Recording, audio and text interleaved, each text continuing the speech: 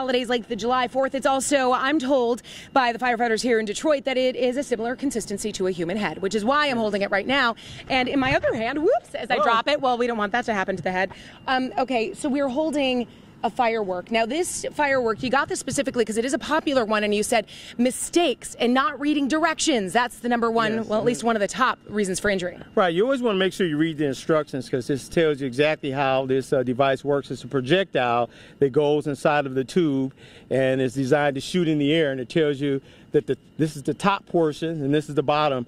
And it's written on the top, exactly. It says top. But most people don't read the instructions. They just want to light these.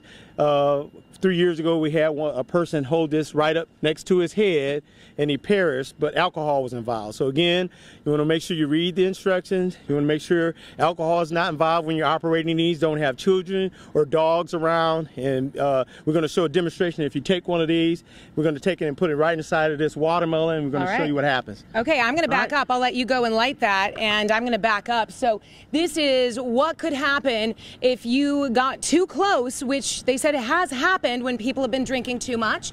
All right, he is lighting that.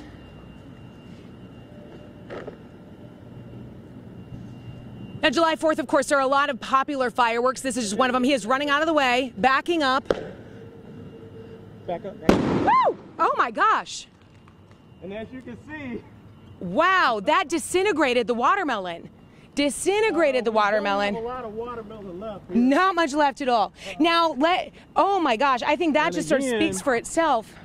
This just shows you what can happen if you use this incorrectly. It's designed to go inside of that projectile and shoot in the air, and this would be devastating if you had this in your hand or close to your head. Now, Captain Dixon, you set up a couple of other demonstrations, so we want to get right to those.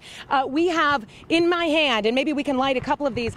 These are, tell us about this one, and then I've also got a sword that I'm holding, and we do have two more demos that he has set up. We definitely want to get to this one, and this is something, let's show people how these work. It's a sword. You're supposed to put it in the ground, but sometimes kids grab a hold of the end of it, and they're using it to sword fight even once it's lit. So let's show people what you've seen happen and what can happen. We've got a dummy set up right there to kind of be a demonstration for us here.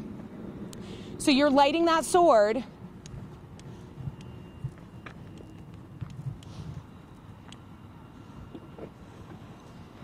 So that sword, as they're playing, okay, and they're playing, and oh yeah, they think it's fun, it's just a sparkler.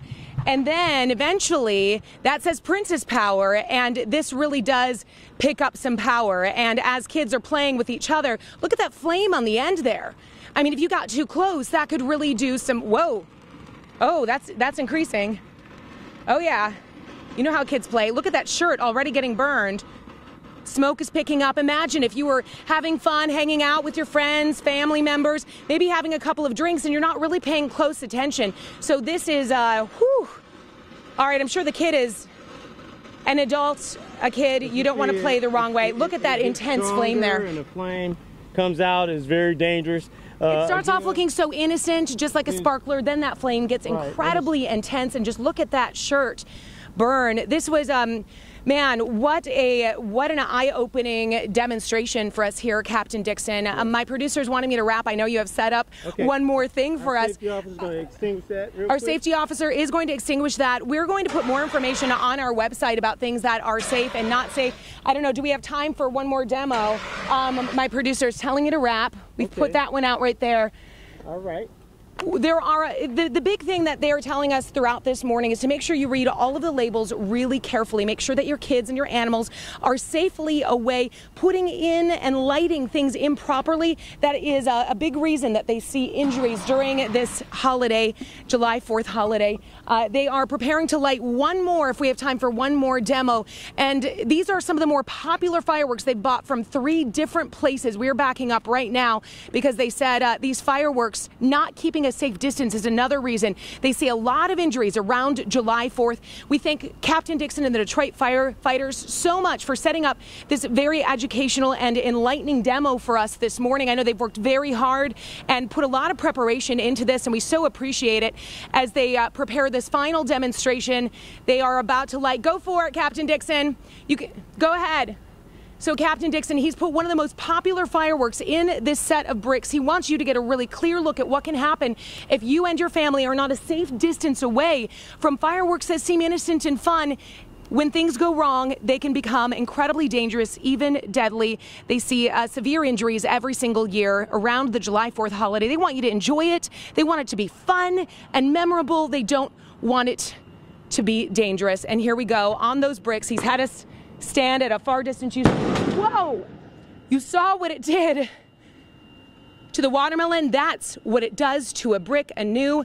There really isn't a more powerful picture than that, is there?